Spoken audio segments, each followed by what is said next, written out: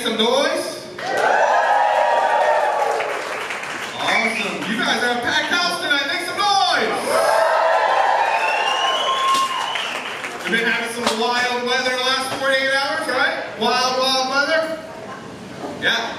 I see you in Brooksville, giving you guys its history. Maybe white sheets aren't the best thing to put on your bushes when it gets cold.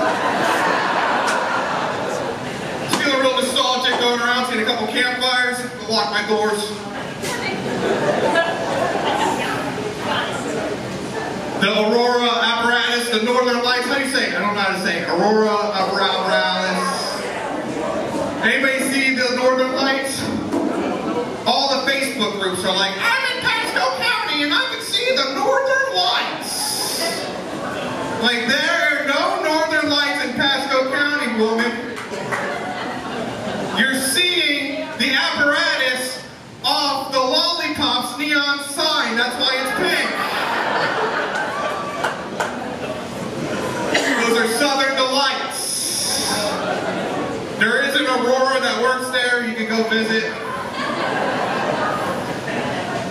It's awesome, man. I'm glad to be here. It's my third time here, so I appreciate being here. I am officially a Hernando County homeowner. You're sorry? Appreciate it. I'm sorry too, because supposedly I should have checked my listing that I bought a house 300 feet below sea level. Turns out my $300,000 fixer-upper is in a sinkhole. Yeah. The Zillow should have said 3-bedroom, 2-bath, it comes with a submarine, just in case. Yeah, man. I do a lot of DIY, home improvement, in honor of the hardware store. I do a lot of DIY, not because I have a choice, it's all I could afford. And I did, I bought a $300,000 fixer-upper. Thank you, New Yorkers. Appreciate you. The lady that owned the house smoked cigarettes in it till she died. It was tough. And in order to get that smell out, I had to use Kills paint. And let me tell you, Kills won't just get the smoke smell out of your house, it will kill any demon that's living in there too. I'm just rolling paint going, the power of Shirley Williams compels you! The power of Shirley Williams compels you! Had to remove the popcorn ceiling.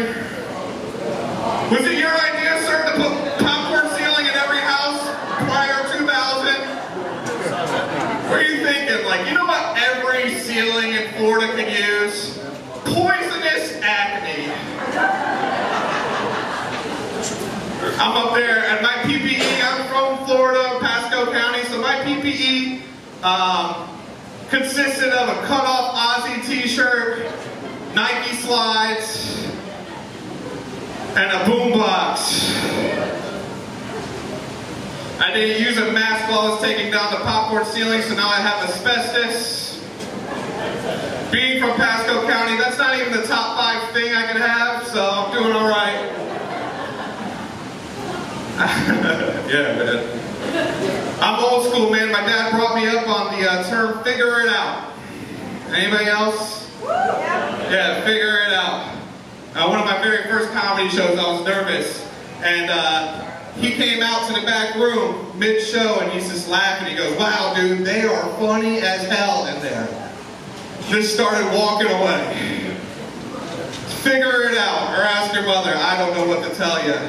So same guy that coached my Pee Wee football league growing up, my dad's biggest achievement was he took our Pasco Pee Wee league undefeated. Give it up for him. Our reward was we had to play the team in Dade County. Yeah. He came in and addressed the locker room. He's just like, hey guys, they're pretty big. And they got a lot of black kids. Now figure it out or ask the team mother at halftime. I don't know what to tell you. Getting her asses kicked 30-0 at halftime, and the team mom's just like, eat your orange peels! Eat your orange peels! We're still in this thing! Yeah, I had to call my dad up because we had to replace the roof. And I had to do it myself, of course. So I called my dad up, and any convicts that he still knew. And we got up there and got to work. I don't know if you guys know about American roofers. They're the most diabolical degenerates you'll ever meet in your life. And I'm up there with this convict, and he's blasting Creed, smoking 3 joints, screaming, "Can you take me higher?" I'm like, bro, you just smoked 3 joints. We don't need to get any higher, dude. That's when I realized I created my own prison on a Sunday morning. So first time I've been 6 feet from the edge, and I was thinking, maybe 6 feet ain't so far. All right, that's the last Creed joke I'm doing tonight. But while I was working up there, I saw that he had this crazy looking tattoo on his back, and all I could read was the tramp stamp that said, "R.I.P. Mom, 2020. And so I was like, "Hey man, I'm sorry to hear about your mom." And he's like, "Don't worry about it, pal. She's still alive.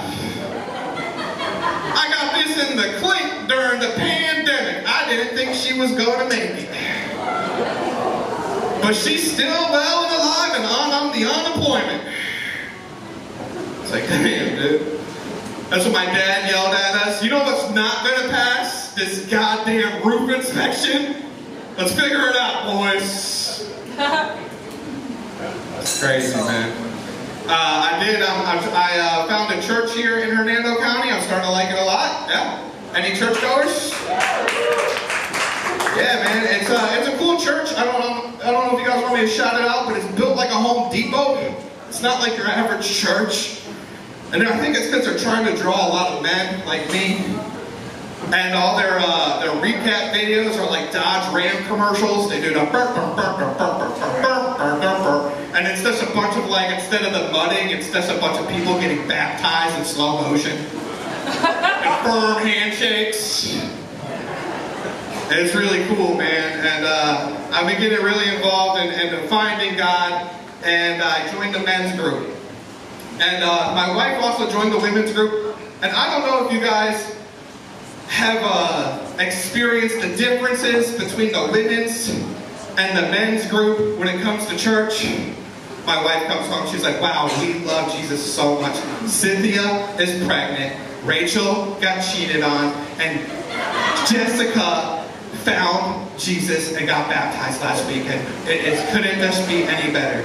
And she's like, "Babe, what did you and your fellows talk about? What you guys talk about?"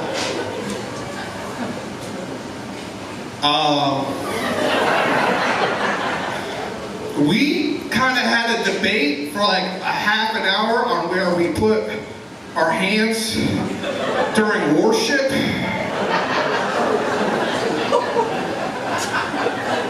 Somebody's still in their pockets, but Justin, he's got it all the way reached out with arms wide open. Alright, that's the last Creed joke I'm doing today. He's really got it figured out, man. And she's like, "Well, did you guys talk about God at all?" And I said, "Yeah, we talked about Baker Mayfield for 10-15 minutes. Tampa! Yeah. And she's like, "Oh yeah, we talked about a guy too, Jimmy G." Speaking of fantasy football, one of my buddies got engaged. Yeah, that's exactly the same reaction I had for him. As I got asked to be one of the groomsmen. Now I'm financially hostage to bad decisions. And I'm in this new group text with 6 dudes. I have no idea who they are, but let me tell you, they are not talking about where they're putting their hands during worship. They're talking about where they're going to put their hands at lollipops. And I'm not into that. Obviously, you guys know I did my own roof. I'm not trying to spend a half a paycheck to get a boner in public with 6 dudes I don't know. Stupid, dude. So I'm trying to get out of it, and they're like, "Stefano, what do you suggest we do?" And I'm like, "You know, I could use some help putting in a new fence in my yard. If you guys want to come over, I'll buy pizza and beer. I outwitted the devil. I am no longer in that men's group anymore. I did give a recommendation to bring my roofer, so he's back. He's in there. And it's really cool, man, because I did ask my men's group if they would be willing to help me with my fence, and they're coming over after church on Sunday, and we're calling it outreach. Absolutely, man. When I first started going to church, I really didn't know what was going on. I went on Easter for the first time, and they kept on telling me, "He has risen. He has risen." And I'm like, yo, who has risen? Is my roofer here? I know he has a lot of it. I know Jesus Christ has risen. And I'm like, oh, that's why 420 was on Easter last year. I get it.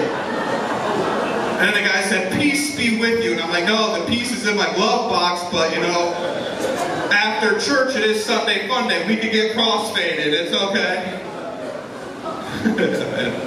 It's a good time, man. It's a good time at church. I haven't found God until the other day. My water pump went out in my car, so I had to do it myself and fix it. And while I'm trying to get the one bolt in for a 2-hour project, I'm on day 6. And if you guys know anything about working on cars, it takes a lot of extensive cussing. So while I'm down there, I finally gave up and I said, "Jesus Christ!" And it caught. I got the nut. And that's when I realized I have found God. In between the alternator and the radiator of my 2000 Chevy Blazer. Then he spoke to me.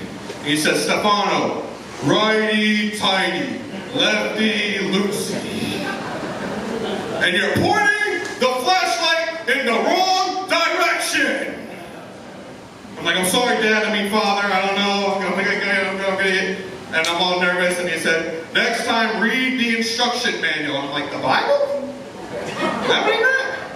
I said, "God, while I have you here, what's the meaning of life?" And he said, "I don't know. Figure it out or ask your mother."